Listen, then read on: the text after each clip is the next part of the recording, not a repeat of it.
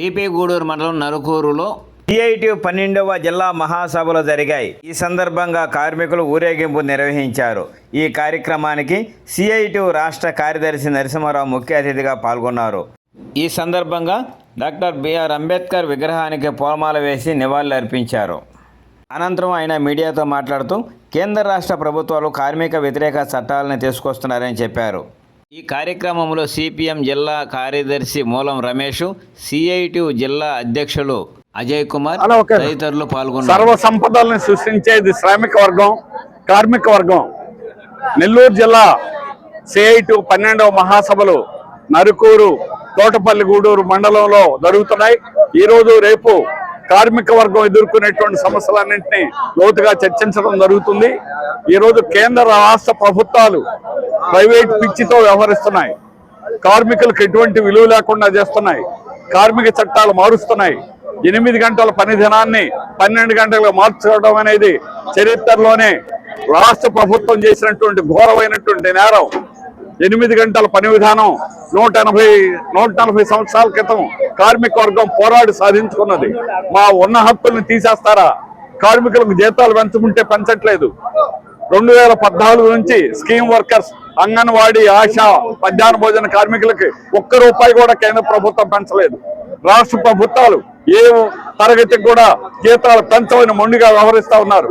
కానీ ధరలు ఆకాశానికి అంటున్నాయి, జీతాలు పాతాళానికి ఉన్నాయి. ఇటువంటి పరిస్థితుల్లో ప్రభుత్వం శ్రమ చేసేటువంటి, సంపద సృష్టించేటువంటి కార్మిక వర్గాన్ని నిర్లక్ష్యం చేసి వ్యతిరేకంగా వ్యవహరిస్తే ఇది సరైనటువంటి పద్ధతి కాదు. విద్యుత్ ఆగిపోతుంది, రవాణా ఆగిపోతుంది, అన్ని రంగాలు స్తంభించిపోతాయి కార్మిక వర్గం తలుచుకుంటే. అందువల్ల కష్టపడేటువంటి, సంపద సృష్టించే కార్మిక వర్గాన్ని గుర్తుపెట్టుకోండి. కార్పొరేట్ అనుకూలంగా మీరు వ్యవహరిస్తున్నారు. నెల్లూరు జిల్లా అదాని అడ్డగా మారిపోయింది. ఈరోజు కంటైనర్ టెర్మినల్ ని ఈరోజు మార్చేయడం జరిగింది. వేల మంది కార్మికుల పొట్టలు కొట్టడం జరిగింది.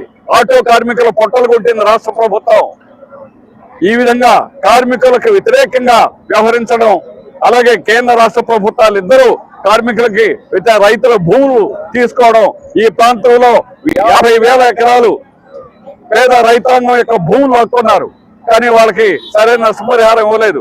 అందులో పరిశ్రమలు వచ్చాయంటే 25 ఏళ్ల క్రితం రిలయన్స్ ముత్తుకూరు మండలంలో 4,000 ఎకరాలు తీసుకుంటే ఈ రోజు కూడా అక్కడ ఒక్క పరిశ్రమ కూడా పెట్టాల, ఒక్కరికి ఉద్యోగం ఇవ్వాల. పోట్లాడి జెన్కోని ఈరోజు రక్షించుకోవడం జరిగింది. ప్రైవేటీకరణ వ్యతిరేకంగా పోట్లాడినటువంటి చరిత్ర నెల్లూరు జిల్లా కార్మిక వర్గాన్ని. 9వ వార్డు మున్సిపల్ కార్మికులు, వర్కరు దీన్ని మున్సిపాలిటీ విధానాన్ని వ్యతిరేకంగా పోట్లాడారు. జెన్కో పోట్లాడారు. కార్మిక వర్గం ఆ రకంగా నెల్లూరు జిల్లాలో చేస్తున్నటువంటి పోరాటాలు ఆదర్శవంతంగా ఉన్నాయి. దీని కార్మిక వర్గం భవిష్యత్తులో కూడా మా పోరాటాలని మీ మహాసభలో చర్చించి మరింత తీవ్రతరం చేస్తామని రాష్ట్ర కేంద్ర ప్రభుత్వాలను హెచ్చరిస్తున్నాం.